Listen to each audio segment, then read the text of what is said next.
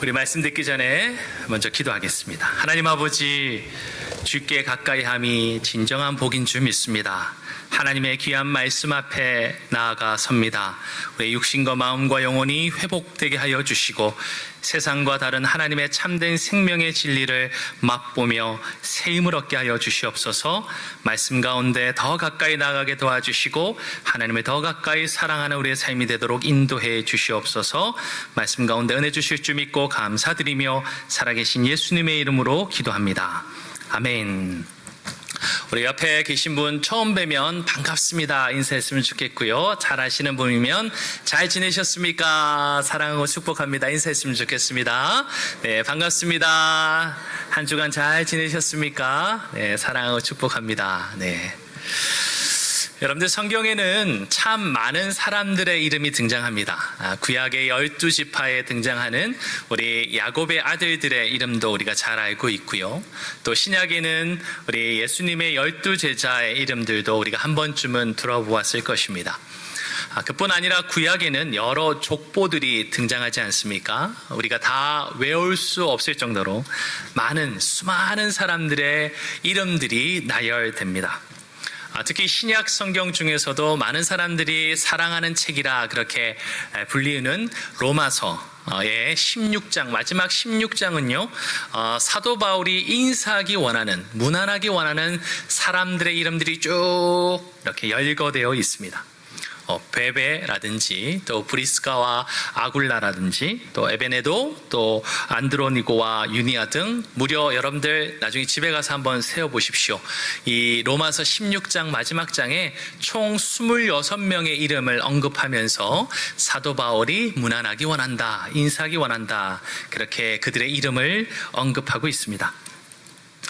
이처럼 성경은 어찌 보면 사람의 이름 책이다 라고 말할 정도로 수많은 사람들의 그 이름들이 쭉 여기저기 곳곳에 그렇게 등장하고 있습니다.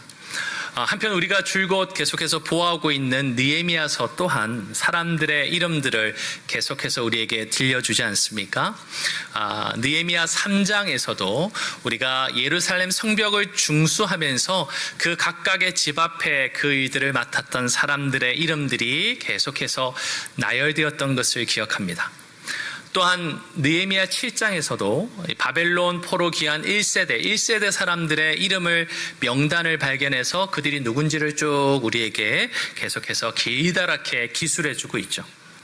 또 지난 주일 기억을 한번 되돌아보면 느헤미야 10장에서는 언약갱신 서양문에 서명을 했던 지도자 대표 84명의 이름이 계속해서 등장하는 것을 우리가 보았습니다.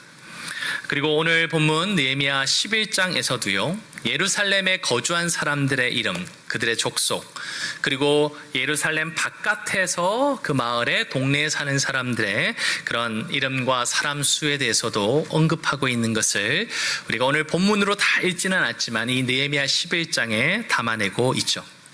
자, 그런데요 여러분, 이 느헤미야서에 등장하는 다양한 사람들의 이름들을 읽으면서 솔직히 저나 여러분이나 모두 마음속에 가지고 있는 생각이 있습니다. 네, 다들 표현은 안 하시고 이렇게 저한테 이렇게 쳐다보고 계시지만 그 마음에는 이 사람들이랑 나랑 무슨 상관이야? 내가 이 사람들 이름을 굳이 외워야 돼? 이 세상에 복잡하고 할 일도 많은데 이렇게 생각할지도 모르겠습니다. 사실 저도 부인할 수 없는 속마음입니다. 왜냐하면 저나 여러분이 여기에 등장하는 사람들의 어떤 관계를 살펴보아도 별 관계가 없기 때문에, 그렇게 없어 느껴지기 때문에 그렇죠. 하지만 그 당시 이 바벨론에서 돌아와서 예루살렘의 이 새로운 성읍을 재건하고 또 일구어가는 이 유다 공동체에 있어서 그들은 아주 소중하고 가치 있는 그들의 이름이었습니다. 여러분들, 우리가 수주간 계속 보고 있는 이 느헤미야는요, 여러 가지 장르로 봤을 때는 역사서라고 불립니다. 그게 무슨 말입니까? 이스라엘 민족의 역사 이야기를 다루고 있다는 말이죠. 여기에 역사책을 좋아하실 분도 있고 별로 안 좋아하실 분도 있겠지만 이 역사책은 중요한 게 무엇입니까? 역사적인 사건과 내용을 담고 있다는 거예요. 특히 우리가 계속 보아오지만 이 느헤미야서에서 유다 백성들이 성벽을 50일 만에 재건하였습니다. 그리고 나서 영적인 신앙 공동체로 그들이 성장하고 변화되어 가는 일들을 우리가 보죠. 그런 역사적인 사건들을 우리가 계속해서 이 말씀 속에서 살피고 있지 않습니까? 그리고 그 가운데 역사적으로 존재했던 그 사람들의 이름을 기록하고 있단 말이죠. 그러니까 나와는 별로 관계가 없는 듯 하지만 역사적인 그 상황 속에서는 그들의 이름은 아주 귀중하고 아주 중요한 가치를 가지고 있다는 것을 우리에게 가르쳐 줍니다. 사실 역사를 통해서 인생을 배운다 또는 삶을 깨닫게 된다라는 말을 우리가 왕왕 듣는 것처럼 오늘 우리가 11장 전체를 읽지는 않았지만 이 11장에 등장하는 이 역사적인 사람들 그리고 그 사람들의 어떤 사람 수와 같은 정보는 결코 무의미한 것이 아닙니다. 너무나 소중한 것이죠. 물론 저와 여러분에게서는 관계가 별로 없는 듯 느끼지만 역사의 큰 흐름 속에서 그들은 아주 소중한 이름들이라는 거죠. 특별히 오늘 본문인 느헤미야 11장에서 마주하게 되는 사람들은요, 이 예루살렘 성읍을 하나님께서 새롭게 번성시켜 가시고 새로운 하나님의 역사를 일구어가는 일로 불러주신 대단한 사람들이었습니다. 그리고 하나님의 행하시는 역사는 항상 그 함께 일하는, 함께 하는 사람들을 통해서 이루어진다는 것도 우리에게 잘 알려줍니다. 그러므로 오늘 이 시간 우리 또한 이 하나님의 역사에 함께 하고 있는 이 사람들을 통해서 저와 여러분에게 하나님께서 특별하게 들려주시는 그 메시지에 우리가 귀를 기울일 수 있기를 바랍니다. 지난 주일 우리가 살펴보았던 느헤미야 10장은요, 하나님 중심, 또 공동체 중심, 그리고 더 나아가서는 신앙 중심의 삶을 살겠다고 하는 맹세와 다짐의 이야기였습니다. 자, 그런데요, 여러분, 그렇게 서약하고 또 그렇게 맹세하였던 이 유다 공동체 사람들이 실천하기 위해서 문제는 누가 그리고 어떻게 그 일을 감당할 것인가 였단 말이죠.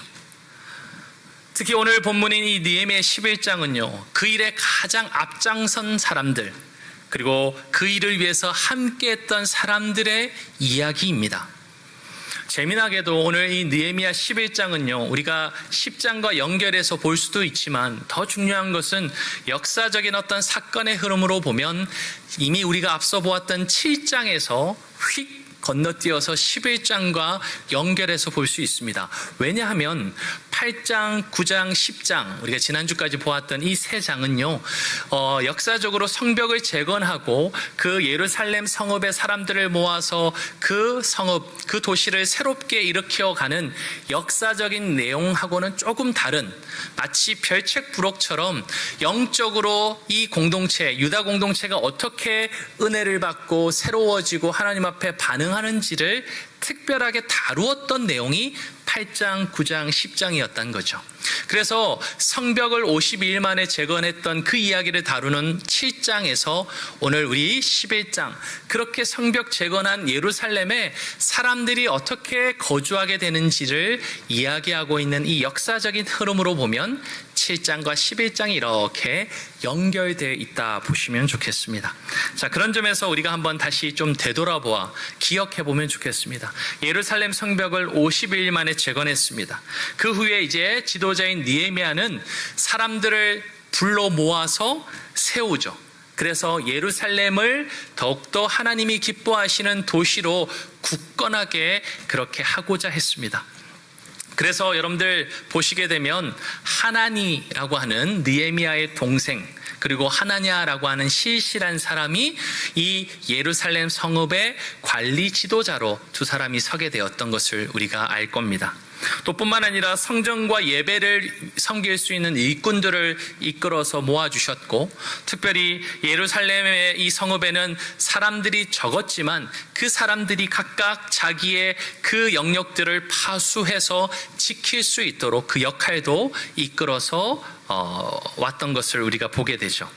하지만 당시 예루살렘은요, 하나님의 백성들이 살아갈 영광스러운 성읍, 다시 말해서 다시 활기차게 하나님 앞에 예배하는 신앙의 중심지, 그리고 번성하는 그런 도시로서의 모습은 아직 여전히 미치지 못하는 형편에 있었습니다. 이와 관련해서 예루살렘이 그 당시 어떠했는지를 우리에게 잘 설명해 주는 구절이 있습니다. 우리 느헤미야 7장 4절인데요. 우리 한번 같이 읽겠습니다. 자, 시작. 그 성읍은 광대하고 그 주민은 적으며 가옥은 미처 건축하지 못하였음이니라. 아멘. 자, 다시 말하면 예루살렘 성벽을 재건하긴 했지만 그 성읍 안에 땅은 넓어도 거기 거하고 있는 사람들은 어떻게 해요? 아주 적었다. 거기서 살고 있는 사람이 별로 없었다라고 말하고 있습니다. 또 뿐만 아니라 그 사람들이 살만한 집도 제대로 건축되어 있지 않은 상황이었던 거죠. 어떤 면에서 예루살렘 성읍은 텅 빈 도시와 같은 모습이었습니다. 공간은 넓었지만 거기서 예배드리고 그곳에서 활발하게 도시 가운데 살아가는 삶의 사람들이 없었던 거죠. 여전히 살기에는 불편했고 여러 가지 부족한 점들 투성이었습니다. 특별히 여러분, 성벽 완공을 통해서 어느 정도 치안을 유지할 수 있기는 했지만 여전히 그 땅의 주변에 있던 다른 민족들, 이방 민족들이 위협하고 공격하는 그런 불안함은 여전히 남아 있었던 것 같습니다. 그래서 이 예루살렘은 누구나 가서 살고 싶은 장소가 아니라 누구나 살기를 거부하고 한 번쯤 머리를 끄적이면서 회피하고 싶어하는 그런 곳이었다는 거죠. 그러나 정작 하나님이 기대하시고 또 하나님이 마음에 감동 주셔서 그 유다 공동체를 이끌어가기 원했던 이 느헤미야와 지도자들에게는 그 도시가 다시 신앙적으로 활기차는 모습을 가지고 또 도시적으로도 번영할 수 있기를 원했지만 그것과는 먼 그런 차원의 모습이었다는 겁니다. 그래서 느헤미야는 무엇을 했습니까? 우리가 느헤미야 7장에서 보면요, 바로 이 유다 공동체 사람들을 이 예루살렘으로 이주시키는 소위 이주 프로젝트를 시작하게 되었습니다. 여러분들, 우리나라를 보아도 그렇지 않습니까? 사람들은요 다 편하고 안전도 좋고 또 여러 가지 유익을 얻을 수 있는 대도시 또 수도권 이런 곳에 몰려 살려고 합니다. 제가 조사해 보니까 올해 초에 행정안전부가 발표를 했는데요, 우리나라의 인구가 대략 5,121만 명을 넘어섰습니다. 자, 그런데 수도권, 즉 서울, 경기도, 또 인천 등지 수도권에 몰려 사는 사람들의 수가 그 전체 인구의 51%를 넘어섰습니다. 그래서 약 2,604만 명을 넘어섰다고 발표를 했단 말이죠. 그러니까 수도권에는 사람들이 계속 모여서 그곳에서 살기 원하고 편리하고 유익하고 좋은 것들을 누리기 원하지만 정반대로 불편한 것도 있고 여러 가지 경제적인 또 여러 가지 교육이나 문화적인 부분에서 또 어려움이 있거나 불편함이 있는 비수도권 지역들은 사람들이 계속해서 소위 유입되기보다는 유출되는 상황들을 우리가 살펴보게 되는 것이죠. 마찬가지로 우리가 그냥 어렴풋하게 예루살렘 하면 이스라엘의 수도지, 다 살고 싶어하는 우리 서울 같은 곳 아닐까라고 생각하겠지만 그렇지 않았다는 겁니다. 그 당시에 예루살렘은 그 주위에 살았던 자기들의 성읍, 자기들의 기업과 비교해 봤을 때도 누구나 선뜻 가서 저 살게요 라고 선택하지 않는 곳이었다는 거죠. 특별히 오늘 본문 3절의 말씀을 한번 보면 이렇습니다. 이스라엘과 제사장들과 레위 사람들과 느디딤 사람들과 솔로몬의 신하들의 자손은 유다 여러 성읍에서 각각 자기 성읍 자기 기업에 거주하였느니라. 즉 이 예루살렘이 52일 만에 성벽을 재건해서 어느 정도 안전도 지키고 성읍으로서의 모습을 갖추긴 했지만 이미 수십 년 동안에 많은 유다 백성들은 이 예루살렘이 아닌 다른 자기의 기업, 자기의 성읍에서 오랫동안 살아왔고 그것이 편하고 그것이 오히려 더 안전했다는 거예요. 그런 점에서 누구나 쉽게 선뜻 예루살렘에서 살겠다라고 찾아오는 사람들이 없었던 것이죠. 그래서 이 느헤미야와 함께 더불어하는 이 유다 공동체의 리더들은 유다 백성들을 어디로요? 예루살렘으로 그렇게 이주시켜야 하는 큰 프로젝트를 해야 했던 것입니다. 자, 그런데 이것은 녹록지 않았을 겁니다. 여러분들 한번 생각해 보시죠. 아이고, 나는 여기서 사는 게 너무 좋은데 저기에 가야 되면, 우리 공동체 여기 예배하시는 분 중에 누군가를 뽑아서 보내야 된다면 여러분들 어떻게 생각하십니까? 여러분들은 어떤 선택을 하시겠어요? 누구 한 사람 쉽지 않을 수 있습니다. 자, 바로 그런 경험을, 그런 상황을 겪고 있었다는 거예요. 자, 그런데 놀랍게도요, 유다 백성들을 이 예루살렘으로 이주시켜야 되는 상황 속에서 하나님이 이 느헤미야를 도우셨습니다. 우리가 보았던 느헤미야 7장 5절의 말씀인데요, 우리 한번 같이 읽어보겠습니다. 자, 시작. 내 하나님이 내 마음을 감동하사 귀족들과 민장들과 백성들을 모아 그 계보대로 등록하게 하심으로 내가 처음으로 돌아온 자의 계보를 얻었는데 거기에 기록된 것을 보면, 자, 이게 무슨 말이냐면 느헤미야에게 하나님이 감동케 해주셔서 드디어 예루살렘의 사람들을 모아서 소위 이주시키는 프로젝트를 시작했다는 거죠.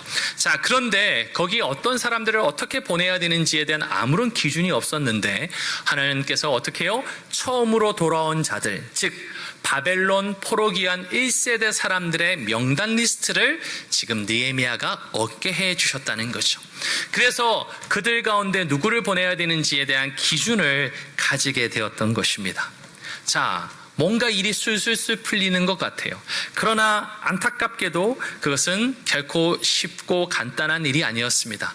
여러분들, 우리가 자칫하면 오늘 이 말씀을 보면서 예루살렘 성읍에 아무나 살기 원하는 사람 보내면 되지, 그게 걱정이야 라고 우리가 오해할 수 있습니다.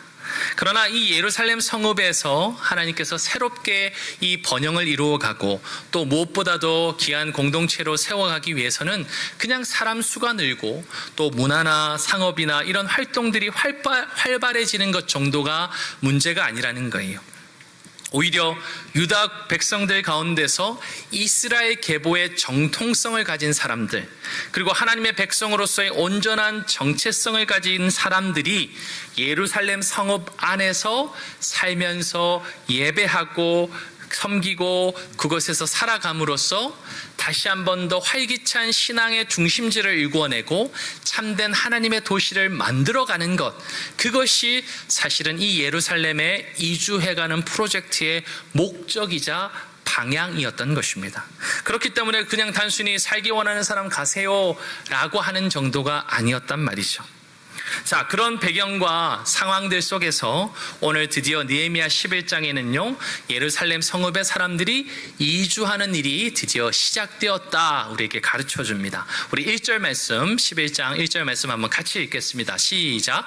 백성의 지도자들은 예루살렘에 거주하였고 그 남은 백성은 제비 뽑아 10분의 1은 거룩한 성 예루살렘에서 거주하게 하고 그 10분의 9는 다른 성읍에 거주하게 하였으며. 자, 여러분들 보니까 이 드디어 예루살렘 이 이주 프로젝트가 가동되게 됐는데요, 딱 두 부류가 드디어 이 곳에 이주할 수 있는 무리로 그렇게 언급되고 있습니다. 한 무리가 뭡니까? 백성의 지도자들이었습니다. 또 다른 한 무리는 뭐였냐면요, 그 남은 백성들의 10분의 1이었습니다. 즉 지도자를 제외하고 유다 공동체의 백성들의 약 10%가 이제 거기에 이주하기로 하게 되었다는 거예요. 자, 이 내용이 뭔지를 우리가 좀 더 살펴볼 필요가 있습니다. 여러분들, 1순위로 지금 예루살렘 성읍에 거주하게 된 사람이 누구라고요? 바로 유다 공동체의 지도자들이었다는 겁니다. 이 점은 우리에게 아주 중요한 것을 가르쳐 줍니다. 어떤 분은 예루살렘에 거주하게 되는 지도자들은 특권을 누리는 거네 이렇게 착각하실 수도 있는데요, 그 당시 이 예루살렘은 이스라엘의 수도도 아니었고 또 아까 말씀드린 것처럼 어떻게 해요? 환경적으로 절대 거주하기에 선호되는 곳이 아니었다는 겁니다. 치안도 불안정하고 삶의 여러 환경과 상황들도 불편하고 결코 선호되지 않는 곳에 하나님께서 지금 지도자들이 가장 먼저 나아갔다 그렇게 말하고 있다는 거죠. 요즘에 TV를 보니까요, 여러분, 외국인들이 등장해서 한국에서 이렇게 친구 따라서 여기저기 구경하는 프로그램이 있더라고요. 근데 그 내용들을 보다 보니까 이 한국이 치안도 안전하고 그 다음에 생활도 너무나 편리하고 좋아서 자기 고국으로 돌아가지 않고 그냥 한국에 살았으면 좋겠다 이런 얘기들을 언급하는 것을 몇 번 본 적이 있습니다. 어찌 보면 이 유다 백성들도요, 자기들이 살고 싶고 안전하고 좋은 곳에 머물기를 원하지 않았겠습니까? 자기 고향, 자기가 수십 년 동안의 성읍에서 살았던 자기들의 그 환경에서 벗어나는 것을 결코 원하지 않았을 겁니다. 자, 그렇기 때문에 예루살렘 성벽이 이미 완공되었고, 야, 하나님께서 우리 예루살렘을 통해서 하나님의 도시를 새로 일으켜야지, 그것을 위해서 우리가 가서 활발하게 예배도 드리고 거기서 집도 짓고 살아야지 라고 다들 동의하고 기뻐하기는 했지만, 정작 그곳에 불편함과 힘겨움을 먼저 감내하면서 거주하겠다고 나오는 사람들은 거의 없었다는 거예요. 그러니까 어찌 보면 내가 은혜 받고 하나님 앞에 거룩하게 맹세하고 또 그런 우리 공동체가 새로워져야지 라고 마음을 먹는 것과 실제로 희생을 하고 뭔가에 선뜻 자기가 앞장서야 되는 일에, 그 일에 나아가는 사람의 모습은 또 다른 별개의 이야기라는 것을 우리에게 들려주고 있는 거죠.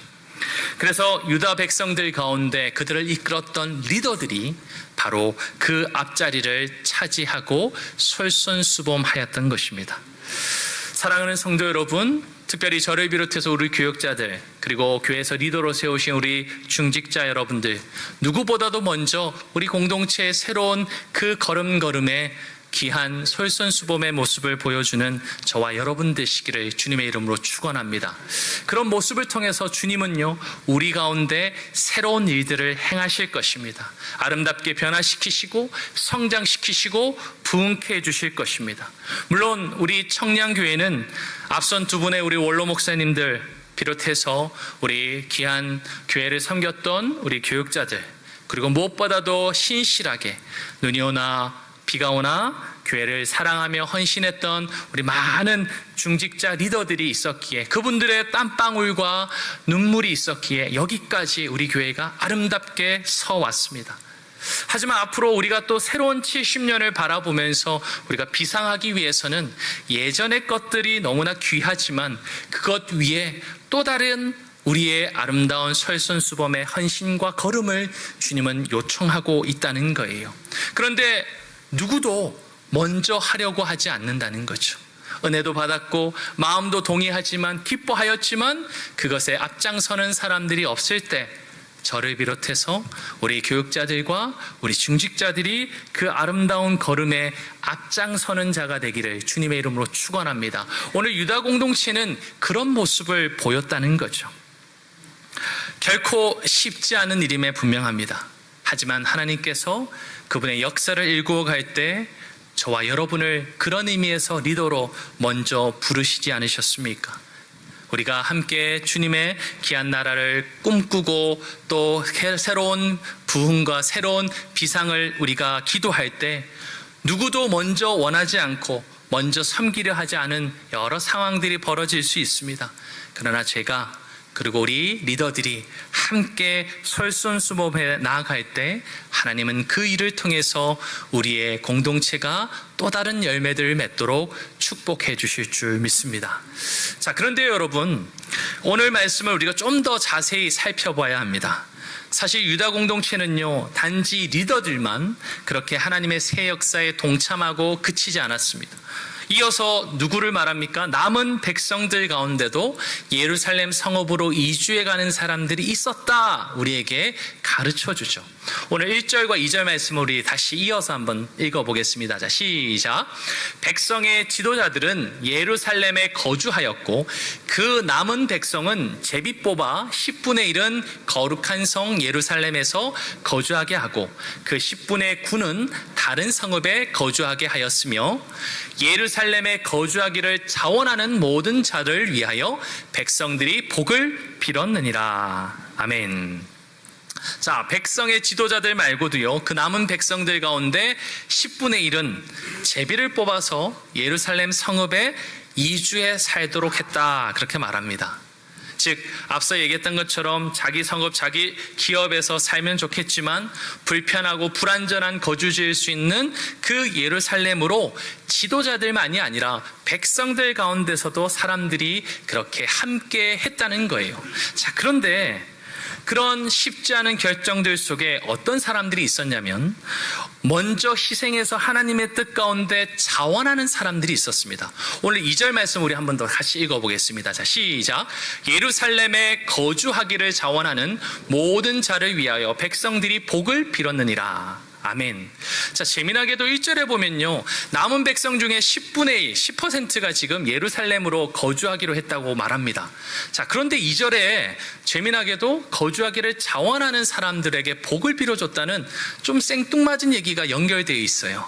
이게 무슨 의미일까요? 사실은 이 모든 일이 쉽지 않았음에도 불구하고 아주 적은 수일 수 있지만 먼저 자원해서 그렇게 예루살렘 그 땅에 살겠다라고 결정하고 헌신한 사람들이 있었다는 것입니다.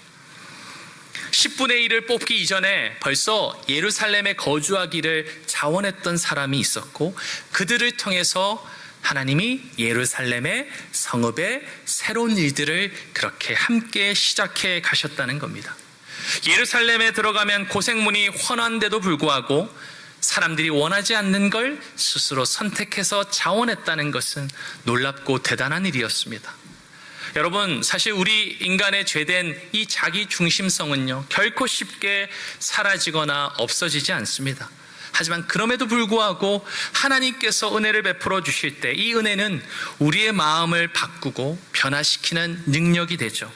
그렇기에 이 예루살렘 성읍을 사람들이 이주하기를 다들 꺼려했지만 그 사람들 대부분 가운데서도 어찌 보면 적은 수일 수 있겠지만 스스로 자원하여 거룩한 희생을 먼저 섬기겠다 했던 사람들이 나왔던 거죠. 그리고 놀라운 것은요, 그들을 공동체가 어떻게 해요? 축복하였다 말하고 있습니다.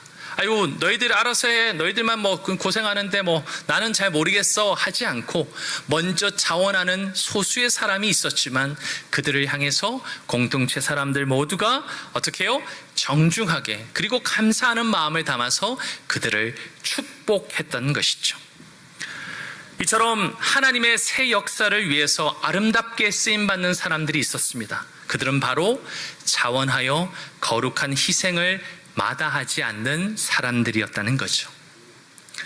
지도자들이 있었습니다. 그들이 먼저 솔선수범하였고 또 적은 수일 수 있겠지만 하나님 앞에 먼저 자원하여 거룩한 희생의 걸음을 내디딘 사람들이 있었기에 그들이 새로운 이 예루살렘의 새 번영, 새로운 활기찬 신앙 중심지로 하나님이 바꾸어 가시는 새 역사에 함께 동참하였다는 거죠.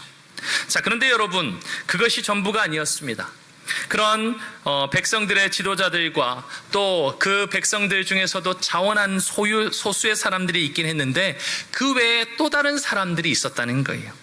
오늘 잘 보시면 우리가 보았던 1절 말씀에서도 보는 것처럼 남은 유다 백성들 중에 약 10%, 그러니까 10분의 1 되는 사람들이 반강제적이지만 지금 이 예루살렘 성읍에 이주하게 되었죠.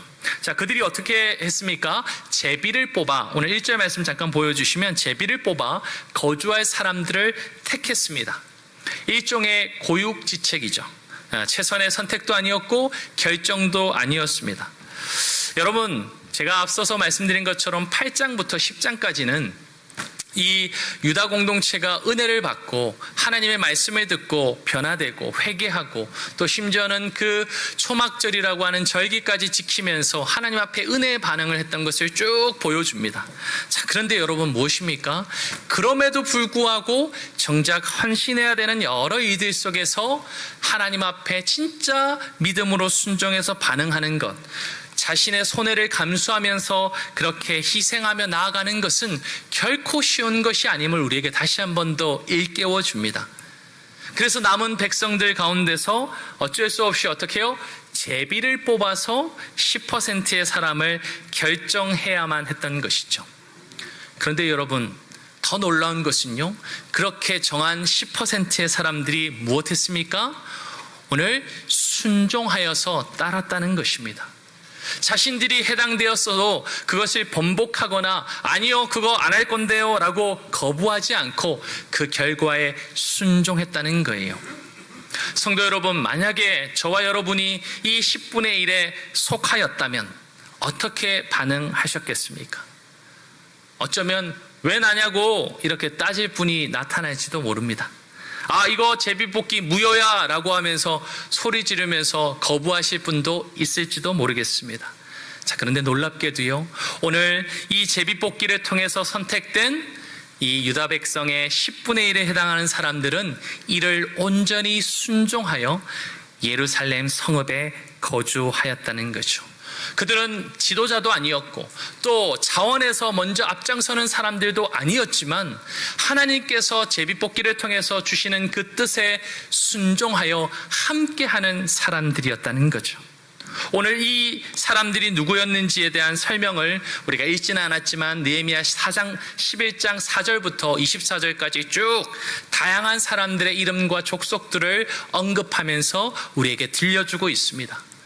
유다 민족 사람들, 베냐민 민족 사람들, 제사장들, 레위 사람들, 성문지기 또는 느디님 사람, 노래하는 찬양대 사람들, 이런 다양한 사람들이 바로 10분의 1 이 약속에 하나님께서 말씀하시는 것에 순종해서 하나님의 새 역사에 함께 동참했다는 거죠. 그들은 먼저 자원하고 먼저 앞장서는 리더로서의 모습은 없을지 몰라도 그들은 여전히 하나님 앞에 그분의 뜻을 신뢰하는 믿음이 있었던 아름다운 그런 그룹이었습니다. 여러분들, 제비뽑기는요 우연의 일이 아니었습니다. 그들은 제비뽑기라고 하는 이 행위가 하나님의 뜻을 아는 그들의 방법이었습니다. 그래서 민수기 26장에 보면 이렇게 말하죠. 오직 그 땅을 제비 뽑아 나누어 그들의 조상 지파의 이름을 따라 얻게 할지니라. 지금 이 약속의 땅 가나안 땅에 가서 이 12지파에게 땅을 분배해 줄 텐데 그 방법이 뭐였냐면 제비 뽑기를 통해서 하나님의 뜻을 밝히 알고 그것에 순종하여서 땅을 나누게 된다는 것이죠. 그런 의미에서 제비 뽑기를 통해서 이루어지는 일은 우연도 아니고 사람의 결정도 아니라 이 세상의 모든 것을 주관하시는 하나님의 뜻이자 그분의 손길이었습니다. 그렇게 이 남은 유다 백성들 중에 10%에 해당하는 이들은 그 제비뽑기의 결과를 하나님의 뜻으로 인정하며 순종했던 거죠. 그들은 결코 리더들이나 또 자원에서 섬겼던 사람들과 다르지 않았습니다. 하나님의 새 역사에 함께했던 대단한 사람들이었던 거죠.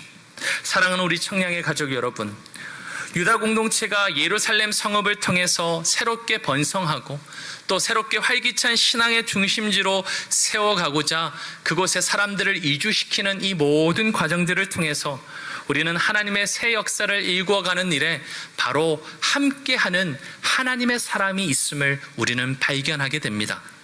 그들은 대단한 사람들이 아니었습니다. 그들은 유다 공동체 모두가 이주하기를 꺼려하는 그 당시 그 상황 속에서 누구보다도 공동체의 리더로서의 그 본분을 따라 솔선수범했던 바로 지도자들이었습니다. 누구도 희생하기 원하지 않고 누구도 헌신하고자 하지 않을 때가 있죠. 그럴 때 하나님이 불러주신 리더로서의 우리의 아름다운 그 부르심을 쫓아 우리가 바로 리더로서, 저도 교육자들도 우리 중직자들도 그렇게 하나님 앞에 함께 할 때 하나님의 새 역사는 일구어져 가는 줄 믿습니다. 또 뿐만 아니라 리더가 아니고 그 리더 외에도 어떤 사람이 있었다고요? 바로 하나님 앞에 자원하여서 거룩한 희생으로 나아갔던 사람이 있었습니다. 물론 이들은 소수였습니다. 그러나 아무도 손들고 나오지 않을 때 그들은 자원하여서 하나님 앞에 아름답게 그 선한 일들에 동참하며 거룩한 하나님의 사람으로 섰다는 거죠. 그리고 또 마지막 세 번째 그룹이 있었습니다. 그들은 리더들도 아니었고 자원하여서 나아갈 만큼의 믿음과 모습이 아니었을지 모르지만 하나님이 그 공동체 가운데 이루어 가시는 그 뜻에 인정하며 순종했던 또한 신실한 사람들이었습니다. 이 모든 사람들을 통해서 하나님은 거룩한 성 이 예루살렘이 새로운 번영을 향해서 걸음을 내딛게 하셨고 또 다시 한 번 더 활기찬 신앙의 중심지로 그 땅이 세워져 갈 수 있도록 날아오르게 해 주셨다는 거예요. 이처럼 각각의 모양은 달라도 그 순서와 방법도 다르고 그 마음의 태도도 다 다를지 모르겠지만 이 모든 사람들을 통해서 하나님의 그 새 역사가 일구어졌고 거기에는 늘 함께하는 하나님의 사람들이 있었던 것입니다. 사랑하는 성도 여러분, 공동체를 위해 주님께서 솔선수범하도록 리더로 부르셨습니까? 그 부르심에 함께 복되게 반응하실 수 있기를 주님의 이름으로 축원합니다. 힘겹고 어려운 상황 속에서 하나님이 은혜를 주시고 자원하는 마음을 주셨습니까? 그것을 통해서 작은 수일지라도 하나님께서 한 분 한 분 사용하셔서 우리 공동체와 하나님 나라를 더 아름답게 이루어 가실 줄 믿습니다. 그리고 그런 리더도 아니고 또 자원하는 마음이 없다 하더라도 하나님께서 이 공동체 안에서 이루어 가시는 그 일에 함께 기도하며 함께 마음을 모을 때 그것을 순종하며 나아가는 저와 여러분 한 사람 한 사람을 통해서 하나님은 일하실 줄 믿습니다. 사랑하는 성도 여러분, 우리 청년교회가 지금까지도 그런 신실한 하나님의 사람들을 통해서 70년의 아름다운 열매들을 맺고 여기까지 달려왔습니다. 앞으로의 새로운 70년 그리고 하나님의 영광스러운 그 일이 저와 여러분 우리 공동체를 통해서 일구어져 가는 것, 그것은 다른 사람이 아닙니다. 때로는 아무도 헌신하려 하지 않을 때 하나님이 불러주신 리더로서의 그 직임에 하나님 반응하는 우리들을 통해서 이루어지고요. 또 하나님이 주시는 그 은혜에 자원하는 마음으로 반응하는 저와 여러분을 통해서 이루어지고요. 그리고 여러 모양으로 부족하고 연약한 듯하여도 또 공동체에 일하시는 하나님 앞에 함께 그것을 인정하고 순종하는 그 사람들을 통해서 하나님은 일하실 줄 믿습니다. 그런 하나님의 새 역사에 그렇게 동참하며 하나님의 일들을 함께 감당해가는 저와 우리 모든 믿음의 권속들이 되시기를 주님의 이름으로 축원합니다. 아멘. 우리 함께